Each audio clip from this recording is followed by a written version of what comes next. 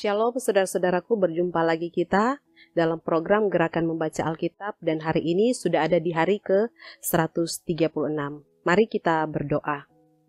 Engkau terus menyertai kami ya Bapa di surga, dan karena itu kami masih sehat, kuat, bahkan kami terus diberikan kesempatan untuk menikmati kehidupan ini dalam berbagai tanggung jawab yang Tuhan percayakan.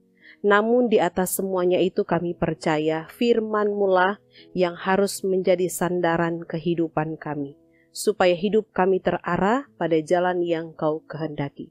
Kami mau baca firman saat ini. Roh Kudus Tuhan yang menuntun kami. Di dalam nama Tuhan Yesus kami berdoa. Haleluya. Amin. Saudara-saudaraku, pembacaan kita terdapat dalam Esra pasalnya yang keempat sampai dengan ayat pasalnya yang ketujuh. Ketika lawan orang Yehuda dan Benyamin mendengar bahwa orang-orang yang pulang dari pembuangan itu sedang membangun bait suci bagi Tuhan Allah Israel, maka mereka mendekati Serubabel serta para kepala kaum keluarga dan berkata kepada mereka, "Biarlah kami turut membangun bersama-sama dengan kamu, karena kami pun berbakti kepada Allahmu sama seperti kamu. Lagi pula kami selalu mempersembahkan korban kepadanya sejak zaman Esarhadon, Raja Asyur yang memindahkan kami kemari."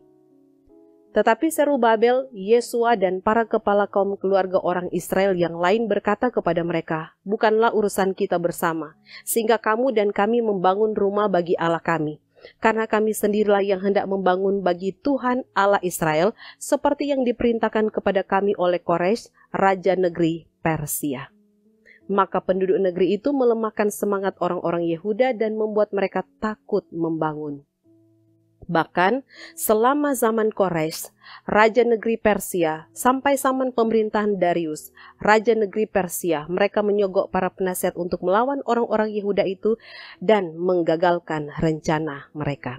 Pada zaman pemerintahan Ahasveros, pada permulaan pemerintahannya, mereka menulis surat tuduhan terhadap orang-orang yang telah menetap di Yehuda dan di Yerusalem.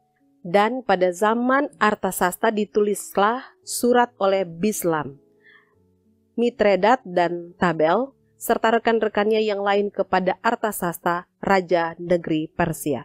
Naskah surat itu ditulis dalam bahasa Aram dengan terjemahannya.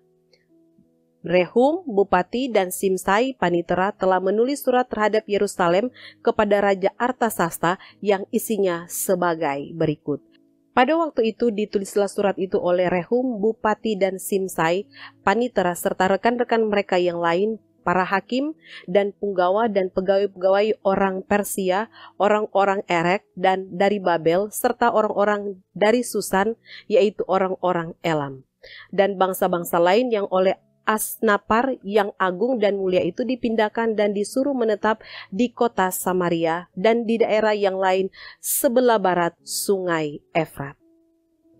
Inilah salinan surat yang dikirim mereka kepadanya, ke hadapan Raja Artasasta dari hamba-hamba tuanku, orang-orang di daerah sebelah barat sungai Efrat. Maka kiranya Raja maklum bahwa orang-orang Yahudi yang berangkat dari tuanku ke tempat kami telah tiba di Yerusalem. Mereka sedang membangun kembali kota yang durhaka dan jahat itu. Mereka menyelesaikan pembangunan tembok-tembok dan memperbaiki dasarnya. Kiranya Raja maklum bahwa jikalau kota itu sudah dibangun dan tembok-temboknya sudah selesai, orang tidak lagi membayar pajak, upeti atau bea, sehingga kota itu akhirnya mendatangkan kerugian kepada raja-raja. Sekarang, oleh karena kami mempunyai hubungan dengan raja dan tidak patut bagi kami melihat raja kena celah, maka oleh sebab itu kami menyuruh orang memberitahukan hal itu kepada raja, supaya diadakan penyelidikan dalam kitab riwayat nenek moyang tuanku. Di dalam kitab riwayat itu tuanku akan mendapati dan mengetahui bahwa kota itu kota durhaka yang selalu mendatangkan kerugian kepada raja-raja dan daerah-daerah, dan bahwa orang selalu mengadakan pemberontakan di dalamnya sejak zaman dahulu. Itulah sebabnya maka kota itu dibinasakan. Kami ini memberitahukan kepada raja bahwa jikalau kota itu sudah dibangun kembali dan tembok-temboknya sudah selesai, maka bagi tuanku kelak tidak ada lagi milik di daerah sebelah barat Sungai Efrat. Maka raja mengirim surat jawaban ini kepada Rehum Bupati dan Simsai Panitera, serta rekan-rekan mereka yang lain yang tinggal di Samaria dan di daerah yang lain seberang Sungai Efrat. Salam. Maka sekarang surat yang kamu kirim kepada kami telah dibacakan kepadaku dengan jelas. Lalu atas perintahku telah diadakan penyelidikan dan didapati bahwa kota itu sejak zaman dahulu selalu bangkit melawan raja-raja dan bahwa penduduknya selalu mendurhaka dan memberontak. Lagi pula, dahulu ada raja-raja yang berkuasa atas Yerusalem yang memerintah seluruh daerah seberang Sungai Efrat, dan kepada mereka dibayarlah pajak upeti dan bea. Oleh sebab itu, keluarkanlah perintah untuk menghentikan orang-orang itu, supaya kota itu jangan dibangun kembali sebelum aku mengeluarkan perintah. Dan ingatlah baik-baik supaya jangan kamu perbuat suatu kelalaian dalam perkara ini. Apakah gunanya kerusakan yang menjadi kerugian raja-raja itu bertambah besar? Maka setelah salinan surat Raja Artasasta dibacakan kepada Rehum dan Simsai Panitera serta rekan-rekan mereka, berangkatlah mereka dengan segera ke Yerusalem mendapatkan orang-orang Yahudi, dan dengan kekerasan mereka memaksa orang-orang itu menghentikan pekerjaan itu. Pada waktu itu, terhentilah pekerjaan membangun rumah Allah yang di Yerusalem, dan tetap terhenti sampai tahun yang kedua zaman pemerintahan Darius, Raja Negeri Persia. Tetapi Nabi Hagai dan Sakaria bin Ido, kedua nabi itu, bernubuat terhadap orang-orang Yahudi yang tinggal di Yehuda dan di Yerusalem dalam nama Allah Israel yang menyertai mereka. Pada waktu itu mulailah Zerubabel bin Sealtiel dan Yesua bin Yozadak membangun rumah Allah yang ada di Yerusalem. Mereka didampingi dan dibantu oleh nabi-nabi Allah.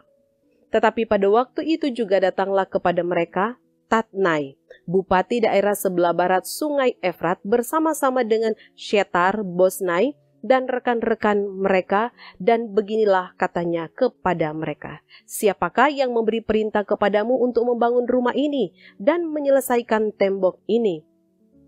Lalu katanya pula kepada mereka, siapakah nama-nama orang yang mendirikan bangunan ini?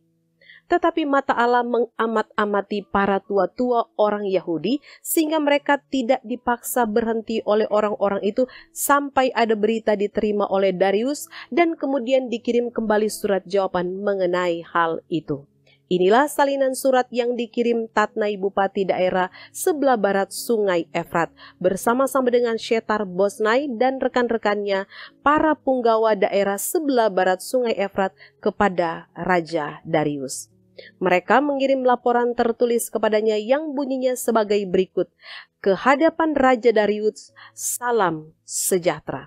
Kiranya Raja maklum bahwa kami datang ke daerah Yehuda, ke rumah Allah yang maha besar. Rumah itu sedang dibangun dengan batu-batu yang besar-besar, sedang dindingnya dilapis dengan kayu, dan pekerjaan itu dikerjakan dengan seksama dan berjalan lancar di tangan mereka. Kemudian kami menanyai para tua-tua itu, dan beginilah kata kami kepada mereka, siapakah yang memberi perintah kepadamu untuk membangun rumah ini dan menyelesaikan tembok kota ini? Lagi pula kami tanyakan kepada mereka nama-nama mereka untuk memberitahukannya kepada tuanku dengan mencatat nama orang-orang yang mengepalai mereka. Inilah jawaban yang diberikan mereka kepada kami. Kami adalah hamba-hamba alam semesta langit dan bumi, dan kami membangun kembali rumah yang telah didirikan bertahun-tahun sebelumnya, didirikan dan diselesaikan oleh seorang Raja Israel yang agung. Tetapi sesudah nenek moyang kami membangkitkan murka Allah semesta langit, mereka diserahkannya ke dalam tangan Nebukadnezar, Raja Negeri Babel, orang Kasdim, yang merusak rumah itu dan mengangkut bangsa itu sebagai tawanan ke negeri Babel. Akan tetapi pada tahun pertama zaman Kores, Raja Negeri Babel, dikeluarkanlah perintah oleh Raja Kores untuk membangun rumah Allah ini. Juga perlengkapan emas dan perak dari rumah Allah yang telah diambil oleh Nebukadnezar dari bait suci yang di Yerusalem dan dibawa ke dalam bait suci yang di Babel. Diambil pula oleh Raja Kores dari bait suci yang di Babel itu dan diserahkan kepada seorang yang bernama Sesbazar yang telah diangkatnya menjadi bupati. Perintahnya kepadanya, ambillah perlengkapan ini, pergilah dan taruhlah itu di dalam bait suci yang di Yerusalem dan biarlah rumah Allah dibangun di tempatnya yang semula. Kemudian datanglah Sesbazar meletakkan dasar rumah Allah yang ada di Yerusalem. Sejak waktu itu sampai sekarang dikerjakanlah pembangunannya, hanya belum selesai. Oleh sebab itu, jikalau dianggap baik oleh raja, maka hendaklah diadakan penyelidikan di dalam gedung perbendaharaan raja di sana, di Babel. Apakah pernah dikeluarkan perintah oleh Raja Kores untuk membangun kembali rumah Allah yang di Yerusalem itu? Kemudian keputusan raja tentang hal itu kiranya dikirimkan kepada kami. Sesudah itu, atas perintah Raja Darius diadakanlah penyelidikan di perbendaharaan di Babel, di tempat naskah-naskah disimpan. Kemudian di Ahmeta, benteng yang di provinsi Media, didapati sebuah gulungan yang isinya sebagai berikut. Piagam.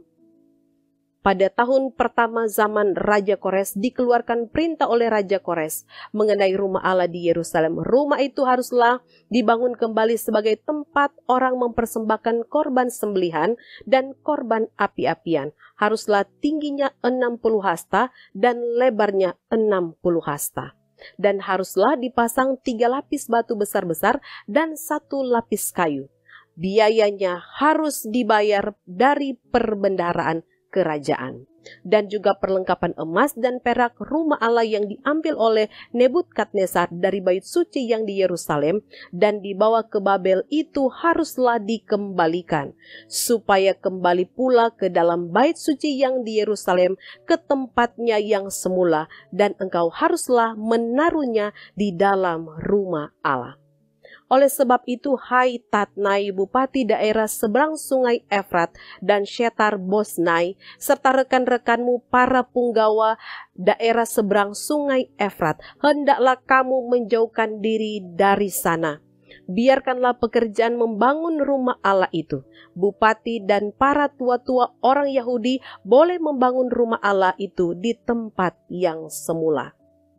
Lagi pula telah dikeluarkan perintah olehku tentang apa yang harus kamu perbuat terhadap para tua-tua orang Yahudi mengenai pembangunan rumah Allah itu, yakni daripada penghasilan kerajaan, daripada upeti daerah seberang sungai Efrat, haruslah dengan seksama dan dengan tidak bertangguh diberi biaya kepada orang-orang itu. Dan apa yang diperlukan, yakni lembu jantan muda, domba jantan, anak domba untuk korban bakaran bagi Allah semesta langit, juga gandum, garam, anggur, dan minyak. Menurut petunjuk para imam yang di Yerusalem, semuanya itu harus diberikan kepada mereka hari demi hari tanpa kelalaian, supaya mereka selalu mempersembahkan korban yang menyenangkan kepada Allah semesta langit dan mendoakan raja serta anak-anaknya. Selanjutnya telah dikeluarkan perintah olehku supaya setiap orang yang melanggar keputusan ini akan dicabut sebatang tiang dari rumahnya untuk menyulakannya pada ujung tiang itu, dan supaya rumahnya dijadikan reruntuhan oleh karena hal itu. Maka Allah yang sudah membuat namanya diam di sana, biarlah ia merobohkan setiap raja dan setiap bangsa yang mengacungkan tangan untuk melanggar keputusan ini dan membinasakan rumah Allah yang di Yerusalem itu. Aku, Darius, yang mengeluarkan perintah ini, hendaklah itu dilakukan dengan seksama. Kemudian Tatnai, bupati daerah sebelah barat sungai Efrat, Syetar Bosnai, dan rekan-rekan mereka berbuat dengan seksama menurut apa yang diperintahkan Raja Darius. Para tua-tua orang Yahudi melanjutkan pembangunan itu dengan lancar, digerakkan oleh nubuat Nabi Hagai dan Nabi Zakaria bin Ido. Mereka menyelesaikan pembangunan menurut perintah Allah Israel dan menurut perintah Kores, Darius, dan Artasasta, raja-raja negeri Persia. Maka selesailah rumah itu pada hari yang ketiga bulan Adar, yakni pada tahun yang ke-6 zaman pemerintahan Raja Darius. Maka orang Israel, para imam, orang-orang Lewi, dan orang-orang lain yang pulang dari pembuangan merayakan pentabisan rumah Allah ini dengan sukaria. Untuk pentabisan rumah Allah ini mereka mempersembahkan lembu jantan 100 ekor, domba jantan 200 ekor, dan anak domba 400 ekor, juga kambing domba, serta korban penghapus dosa bagi seluruh orang Israel 12 ekor menurut bilangan suku Israel. Mereka juga menempatkan para imam pada golongan-golongannya dan orang-orang Lewi pada rombongan-rombongannya untuk melakukan ibadah kepada Allah yang diam di Yerusalem sesuai dengan ada yang tertulis dalam kitab Musa. Dan pada tanggal 14 bulan pertama mereka yang pulang dari pembuangan merayakan Paskah.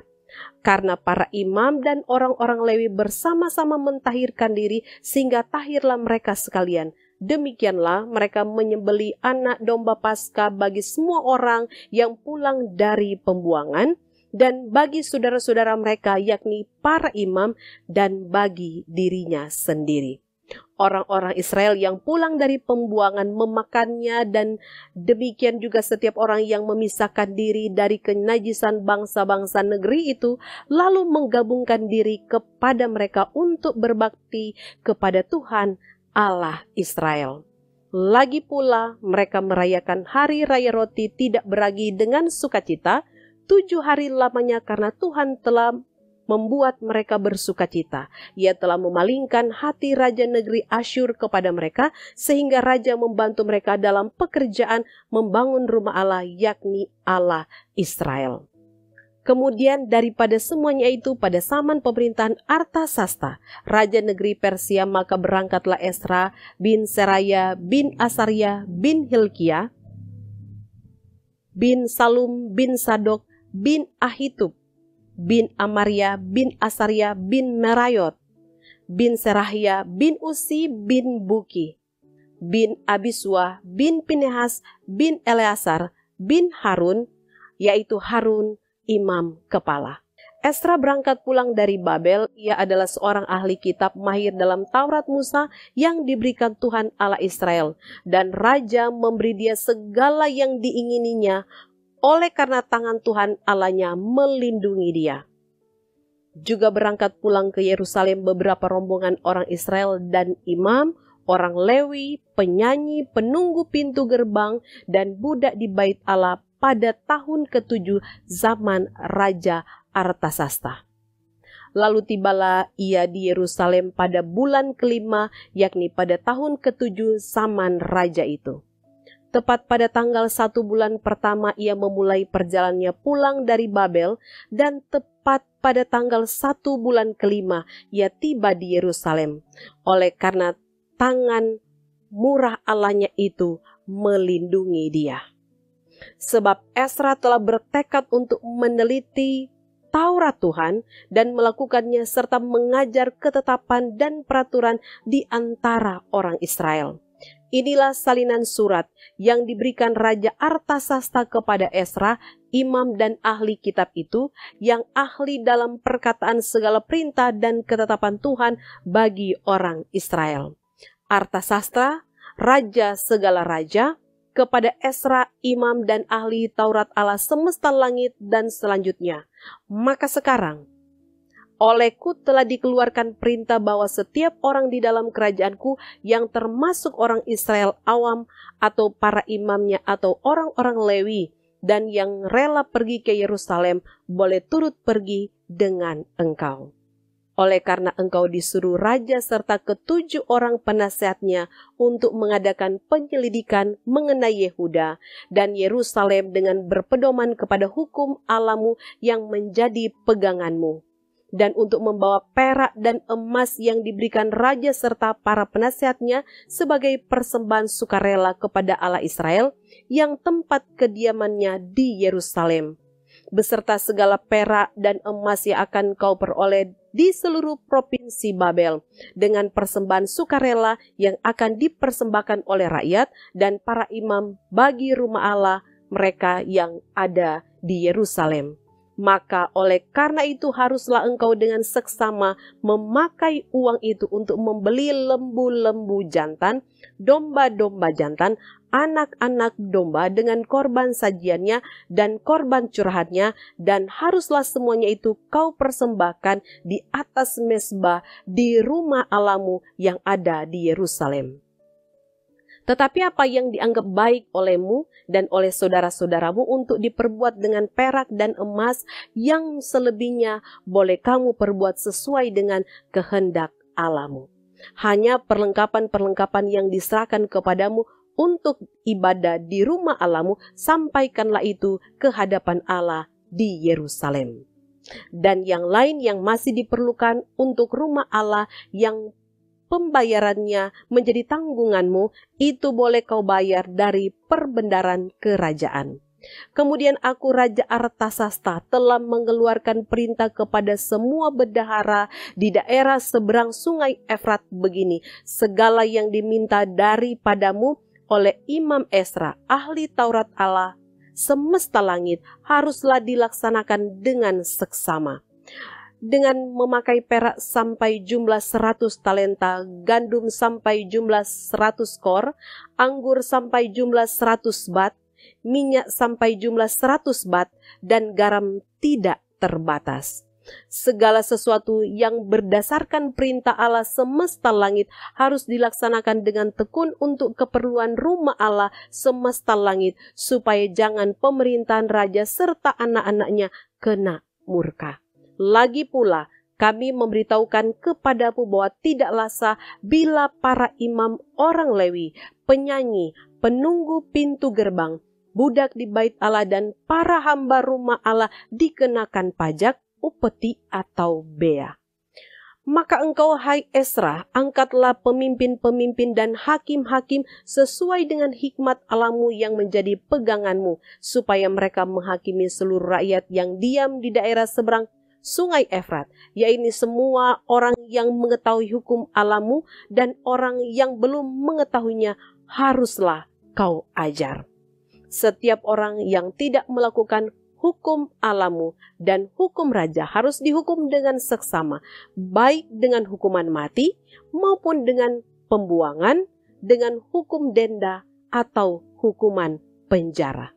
Terpujilah Tuhan Allah nenek moyang kita, yang dengan demikian menggerakkan hati raja sehingga ia menyemarakkan rumah Tuhan yang ada di Yerusalem, dan membuat aku disenangi oleh raja dan penasihat-penasihatnya serta segala pembesar raja yang berkuasa.